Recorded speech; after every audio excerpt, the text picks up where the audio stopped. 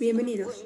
Hoy hablaremos sobre el romanticismo, una corriente artística polémica de México y del mundo. Esta corriente surge aproximadamente a finales del siglo XVIII y principios del siglo XIX en los países de Alemania y Francia. Posterior a que estalla la Revolución Francesa, surgen nuevas ideas en política, cultura, economía y educación.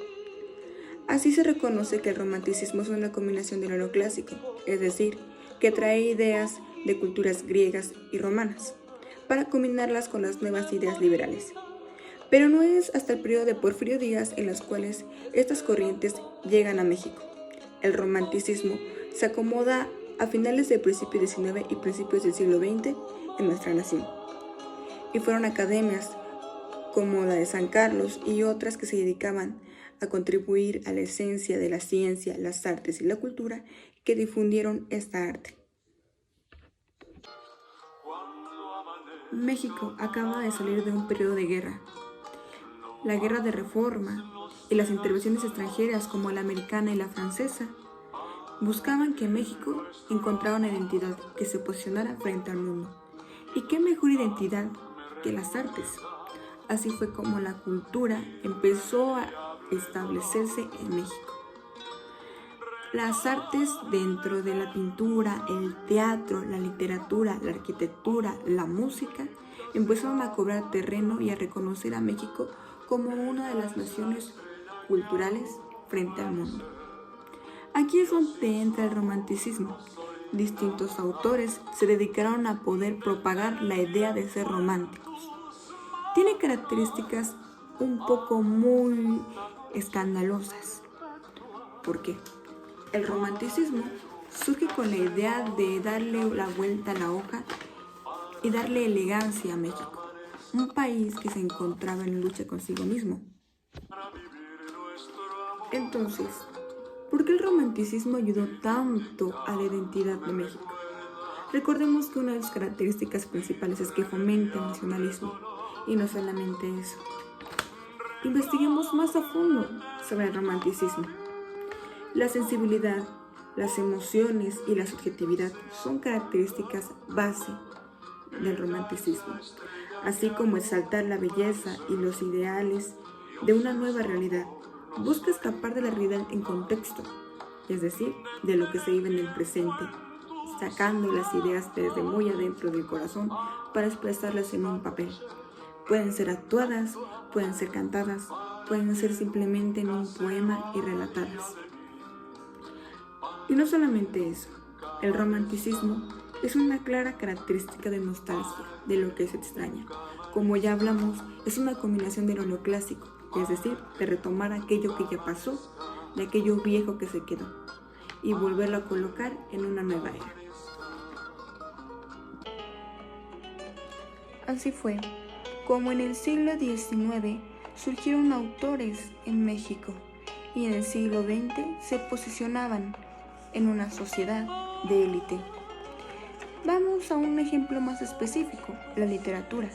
El Periquillo Sarmiento, los poemas que idealizaban y contextualizaban la sociedad de México, los roles del género, la moda incluso, y todas las costumbres y tradiciones que se posicionaban en las localidades y regiones del país. Ahora quiero hablarles de un gran ejemplo. Guillermo Prieto, en su obra poética La Musa Callejera, expresa muchos ideales sobre cómo ser positivo frente a la nueva realidad de México. Hablemos un poco más de ello. Acompáñame. Recuerda que lo que vas a escuchar a continuación es una muestra del romanticismo a finales del siglo XIX y principios del siglo XX en México. Pero vamos a centrarnos ahora en la literatura. ¿Te parece si escuchas un pequeño ejemplo de Guillermo Prieto? Escuchemos cómo en sus palabras nos da una idea y contextualiza la realidad de México y cómo ha cambiado hasta ahora en la actualidad. Continuemos. Obra de Guillermo Prieto. En poesía. Musa Callejera. Capítulo 1. Vamos a lo positivo.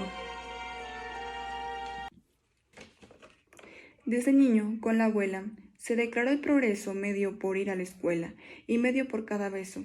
Si la lección les desvela, la velada vale un peso y el peso dura el archivo. ¿Qué es, muchacho positivo? Siempre yo, así se llama, compra y vende, que es portante, y deja juegos y coma, y el pasado y el sustento, esclavo yo de la llama, de aboro tento por crento. Y al gramo, nada expansivo, porque aún ama lo positivo.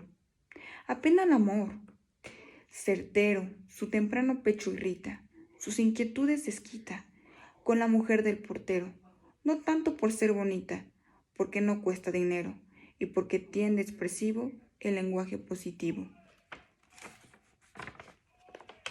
Otros dicen que salmonien trovas por todos los sones, y que el trovador parodie en sus melodiosas canciones.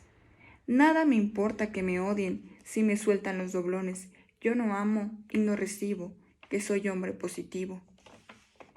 Finge estar de amor perdido de una bruja millonaria, y el trono se haya adherido. ¿Qué es la vida reaccionaria? ¿Ser hombre libre o ser paria? Para él, todo igual ha sido. Son hierbas, laurel y olivo. ¿Qué es hombre muy positivo?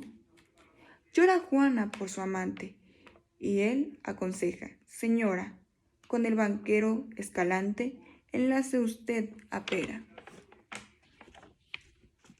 Ya logramos escuchar sobre este pequeño fragmento de Guillermo Prieto en Musa Callejera, sobre el contexto que está progresando en México. La inclusión en la educación, en las artes, e incluso menciona una parte sobre las mujeres y los intereses que tenían los hombres en ese entonces por mujeres no tan bonitas, sino más baratas, y no tan bonitas, pero con más dinero. Ya conocimos que en el romanticismo se engloban palabras que nos dan a conocer un sentimiento y que expresan no solamente eso, sino una idea y generan un contexto que se refleja en la actualidad y presente que se vive en el país.